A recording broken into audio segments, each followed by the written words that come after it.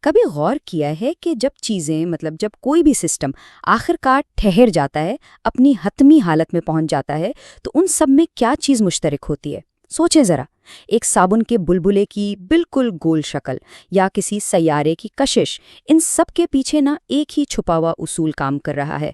آج ہم فطرت کے اسی حتمی خاکے، اسی فائنل بلو پرنٹ کو سمجھنے کی کوشش کریں گے۔ چلیں ایک بہت ہی عام سی مثال سے شروع کرتے ہیں۔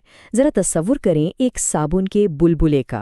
جب وہ بنتا ہے تو پہلے وہ تھوڑا لرزتا ہے، ادھر ادھر ڈولتا ہے، لیکن پھر آخرکار وہ ایک بالکل پرفیکٹ سٹیبل شکل میں آ جاتا ہے۔ یہ وہ حالت ہے جہاں اسے سب سے زیادہ سکون ملتا ہے، یعنی اس کی انرجی سب سے کم ہوتی ہے۔ اچھا، اب ذرا ہیٹ یعنی حرارت کے بارے میں سوچتے ہیں۔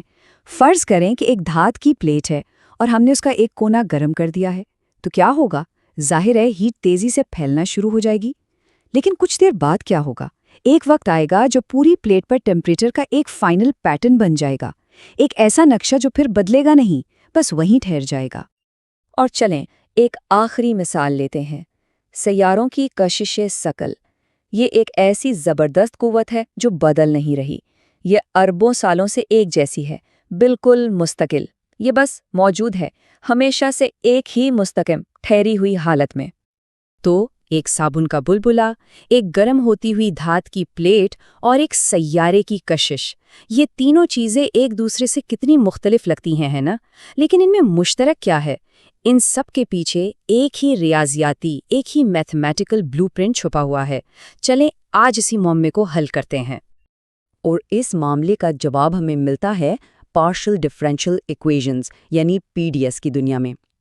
یہ سمجھ لیں کہ یہ وہ زبان ہے، وہ لینگویج ہے جسے فطرت استعمال کرتی ہے بیلنس اور سٹیبلٹی کو بیان کرنے کے لیے۔ تو سوال یہ ہے کہ یہ PDEs آخر ہیں کیا؟ دیکھیں، بہت ہی آسان لفظوں میں یہ تبدیلی کی مساوات ہیں، یعنی ایکویشنز آف چینج۔ یہ ہمیں بتاتی ہیں کہ کوئی بھی چیز جیسے ٹیمپریچر ایک جگہ سے دوسری جگہ کیسے بدلتا ہے یا وقت کے ساتھ کیسے بدلتا ہے۔ یہ آپ کہہ لیں حرکت اور تبدیلی کو بیان کرنے کا ریاضیاتی طریقہ ہے۔ لیکن یہاں ایک بہت ہی دلچسپ موڑ ہے۔ ساری PDs ایک جیسی نہیں ہوتی۔ زیادہ تر تو ہمیں وقت کے ساتھ ساتھ ہونے والی تبدیلی دکھاتی ہیں، بالکل ایک فلم کی طرح جس میں شروع سے آخر تک پوری کہانی ہوتی ہے۔ لیکن وہ قسم جس پر ہم آج بات کر رہے ہیں، یعنی الیپٹک PDs، وہ بالکل مختلف ہیں۔ وہ ہمیں پوری فلم نہیں دکھاتی، بلکہ صرف فلم کا آخری سین، ایک ٹھہری ہوئی تصویر، وہ فائنل سنیپ شاٹ دکھاتی ہیں جب سب کچھ ہو چکا ہوتا ہے۔ بالکل، یہ بات اس خیال کو بہت اچھی طرح سے بیان کرتی ہے۔ الیپٹک PDs سفر کی کہانی نہیں سناتی، یہ سیدھا منزل کی بات کرتی ہیں۔ انہیں اس سے کوئی غرض نہیں کہ کوئی سسٹم اپنی فائنل سٹیٹ تک پہنچا کیسے۔ انہیں صرف اس فائنل سٹیٹ سے مطلب ہے کہ آخر میں کیا بچا۔ تو یہ تھیوری عملی طور پر کیسے دکھتی ہے؟ چلیں دیکھتے ہیں کہ کوئی بھی سسٹم اپنی اس فائنل بیلنسڈ حالت تک پہنچتا کیسے ہے۔ ذرا اس پورے عمل کو اپنی ذہن میں لائیں۔ سٹیپ 1، ایک گرم چیز کو ہم نے ایک ٹھنڈی دھات کی پلیٹ پر رکھ دیا۔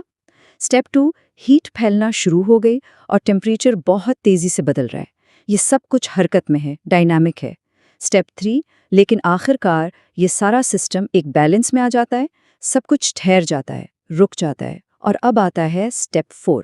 یہ جو آخری فائنل مستقل ہیٹ میپ بنا ہے نا، بالکل یہی ایک الیپٹک PD کا حل ہے۔ تو چلیں اب واپس اپنے شروع والے مومنٹ میں پر چلتے ہیں۔ وہ صابن کا بلبلا، وہ گرم پلیٹ اور وہ سیارے کی کشش، آخر وہ کون سا پوشیدہ خاکہ تھا جو ان سب کو جوڑ رہا تھا؟ تو جواب یہ ہے، یہ سارے کے سارے مظاہر فزکس کی کچھ بہت ہی مشہور الیپٹک ایکویشن سے بیان ہوتے ہیں۔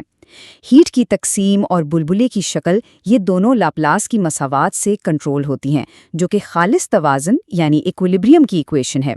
اور جہاں تک کشش ثقل کی بات ہے، وہ پوائزن کی مساوات سے بیان ہوتی ہے۔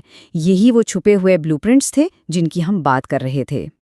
مطلب اصل بات یہ ہے، یہ ایکویشن صرف کاغذ پر لکھی ہوئی میتھس نہیں ہے، نہیں، یہ ان تمام سسٹمز کے لیے فطرت کے بنیادی قوانین ہیں جو اپنا بیلنس، اپنی سٹیبلٹی حاصل کر چکے ہیں۔ تو اس سب کا اصل مطلب کیا نکلتا ہے؟ چلیں ایک قدم پیچھے ہٹتے ہیں اور ذرا بڑی تصویر یعنی بگ پکچر کو دیکھتے ہیں۔ تو آج کی گفتگو سے جو اہم باتیں یاد رکھنے والی ہیں وہ یہ ہیں۔ پہلی بات، ایلپٹک پی ڈی ایز ان سسٹمز کو بیان کرتی ہیں جو بیلنس میں ہیں، یعنی اسٹیڈی اسٹیٹ میں ہیں۔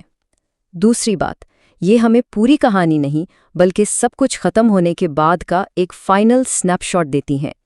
تیسری بات، یہ صرف 2-4 مثالوں کی بات نہیں، یہ فزکس میں ہر جگہ ہیں، ہیٹ فلو سے لے کر گریوٹی اور الیکٹروسٹیٹکس تک۔ اور آخری اور سب سے اہم بات، یہ توازن کی، ایکویلیبریم کی بنیادی مساواتیں ہیں۔ تو آخر میں ایک بہت بڑا سوال ذہن میں آتا ہے۔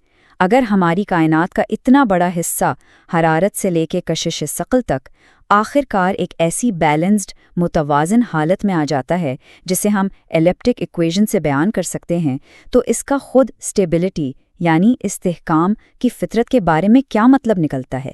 کیا اس کا مطلب یہ ہے کہ بیلنس ہی کائنات کی سب سے بنیادی اور فائنل حالت ہے؟ اس پر سوچیے گا ضرور۔